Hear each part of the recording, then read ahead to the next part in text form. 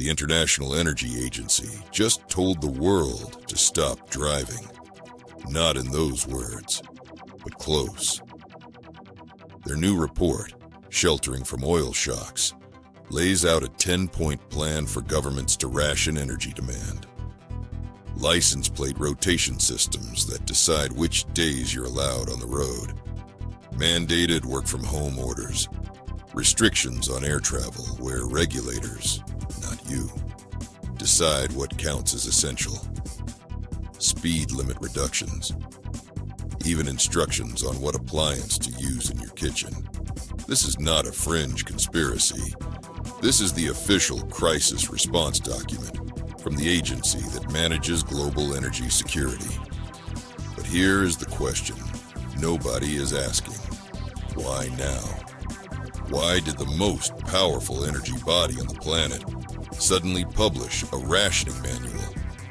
Because the Strait of Hormuz, the narrow waterway that carried 20% of the world's daily oil consumption, has been choked nearly shut. Brent crude is above $100 a barrel, and 400 million barrels of emergency oil reserves have already been released.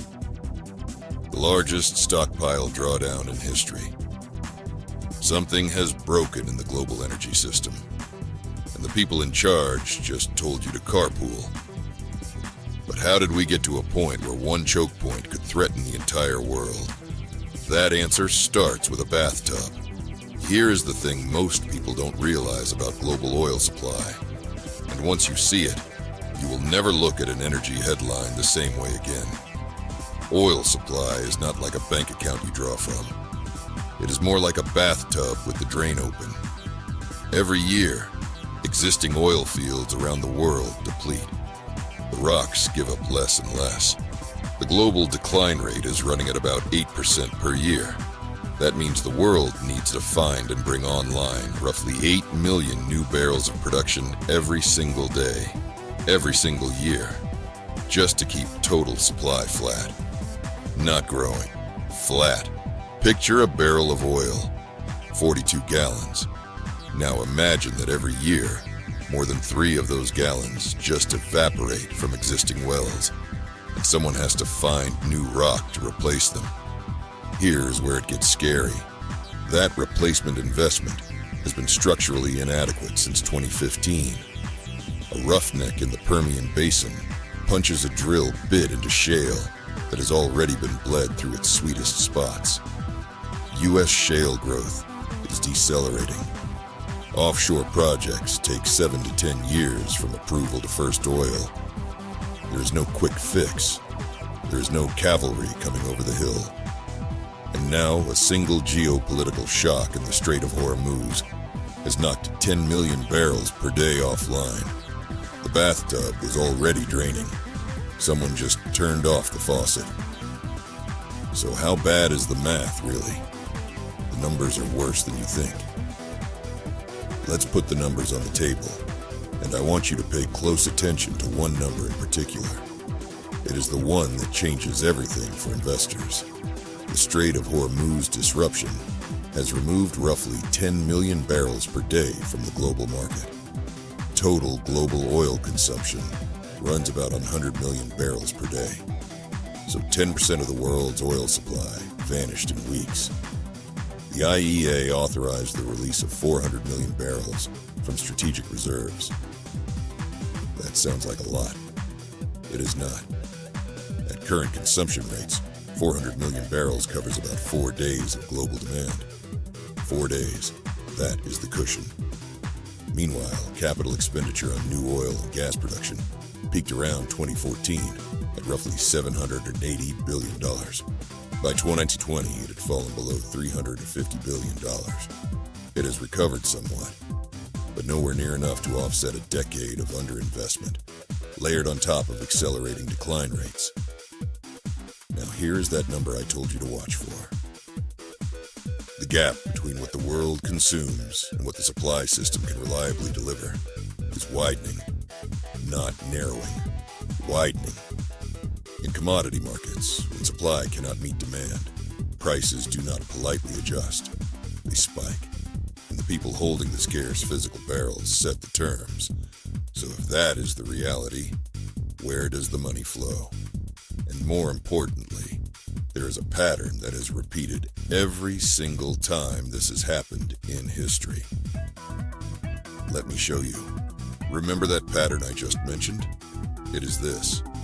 When governments cannot solve a supply problem, they manage demand. They ration. They restrict. They cap prices. And every single time in history that this has happened, wealth has transferred from paper financial assets to real, physical ones. The oil and gas producers who actually pull barrels out of the ground. The services companies that maintain the rigs and the pipelines. The tanker fleets that move crude across oceans. The infrastructure that keeps molecules flowing from the wellhead to the refinery to your gas tank. These are the assets that benefit when scarcity takes hold. Think about it from the kitchen table in Ohio, where a family is watching gasoline prices climb past $5 a gallon. Their cost of living is going up. Their purchasing power is going down. But the company that owns the well producing those barrels, its revenue just doubled. That is the asymmetry. Energy stocks, oil and gas investment plays, commodity producers. These are not speculative bets right now. They are the logical consequence of a supply system that was starved of capital for a decade and has finally hit the wall. But here is what most people get wrong. They assume this crisis has only one ending. It doesn't. There are two very different paths from here. And what you do next depends entirely on which one you believe. Two paths, and neither is simple. Path 1. The disruption in the Strait of Hormuz resolves. Diplomatic channels reopen. Oil flows again. Prices come back down. The emergency measures get rolled back. And most people forget this ever happened. Sounds like the good ending, right? It is not. Because the structural underinvestment does not go away just because the geopolitics calm down. The decline rates keep running. The gap keeps widening. And the next disruption hits a system with even less margin than this one. Path 2. The disruption persists or deepens.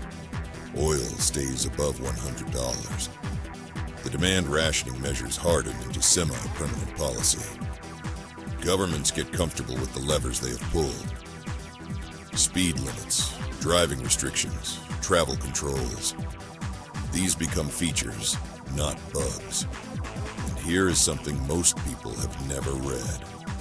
The IEA's own net zero reports describe exactly this progression. Emergency measures become proof of concept. Proof of concept becomes baseline. Baseline becomes mandate.